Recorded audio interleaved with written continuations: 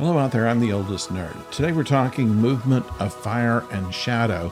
This episode of Babylon 5 answers a few questions, at least for us, if not yet for some of the characters. Now, it's of some concern of the Drazi who have decided that they are going to take it upon themselves to fight back, and they even make an alliance of sorts with the Narn in order to go out against the Centauri. They want to attack the Centauri homeworld itself.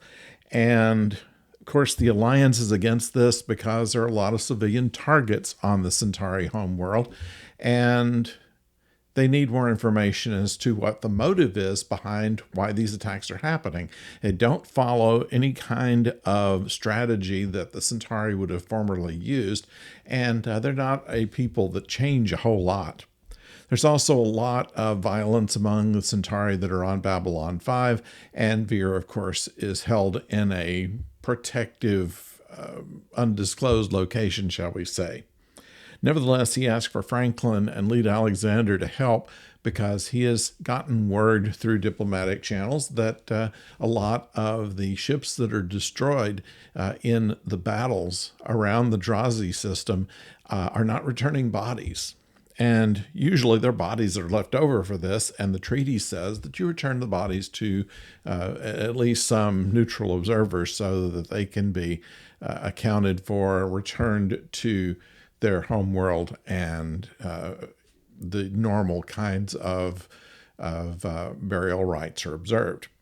But they're not doing this, and Vir is wanting some information on this, and Franklin will do it, Leda, for money that would go into a fund to help find telepaths the homeworld.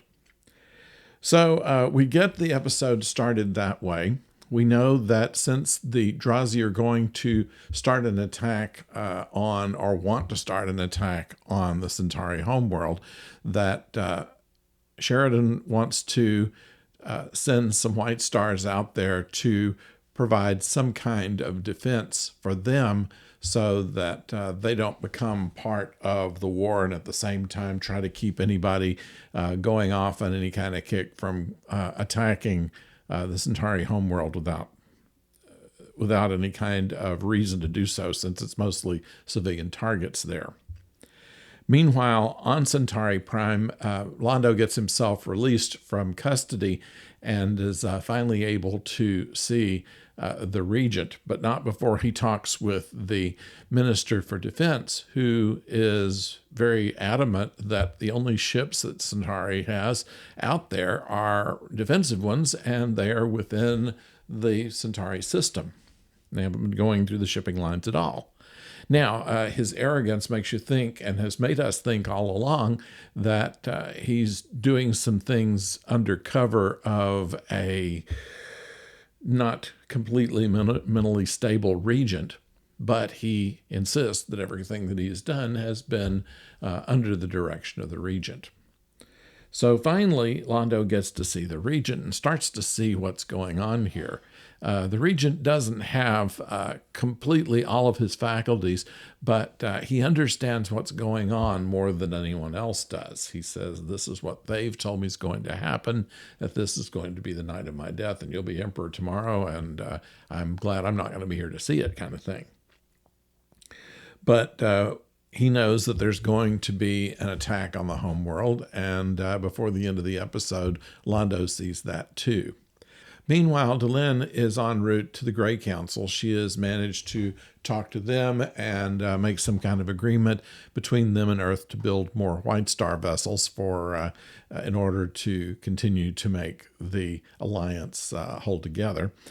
And they become a subject of attack under one of the Centauri drone vessels. And one gets almost as close as Babylon 5 and destroyed just as it's going through a jump gate.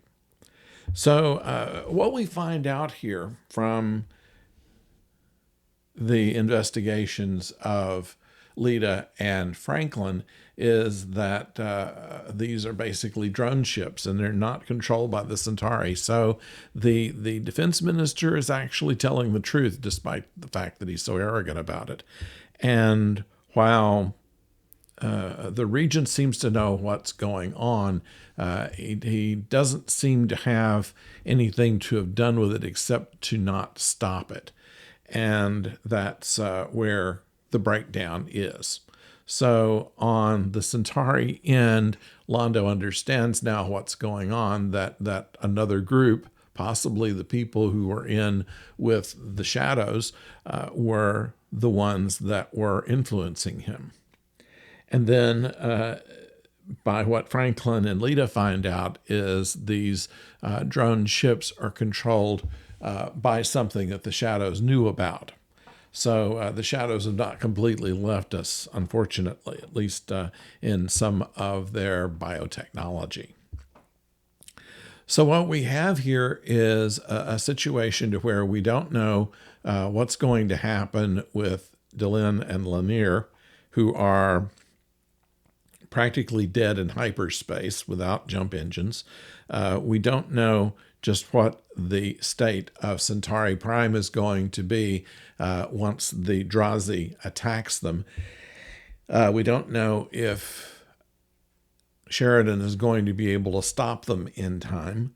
And we do understand why the Drazi have not given information about bodies, not just because there weren't any, but because they would not want to have to surrender these bio devices to the Alliance to inspect. They think they might have some strategic advantage, and so they're holding a secret about having them all together.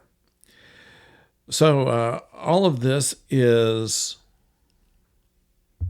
a mess, and it's going to speak as to whether the Alliance can hold together, whether Centauri Prime is doomed, and what would happen with Lennier and Delenn. So all of that is a pseudo cliffhanger that we'll have to see what happens next week. I'd like to know what you think about this. Please put it in the comments below. And of course, don't forget to subscribe if you have not done so. And thank you for joining us. And we will not have a Professor O conversation this week. And we have run out of our Star Trek Con things. But I do have another video coming this week on some ideas about the future of the Star Trek franchise. So we'll talk about that when we talk to you next. And until then, don't go far.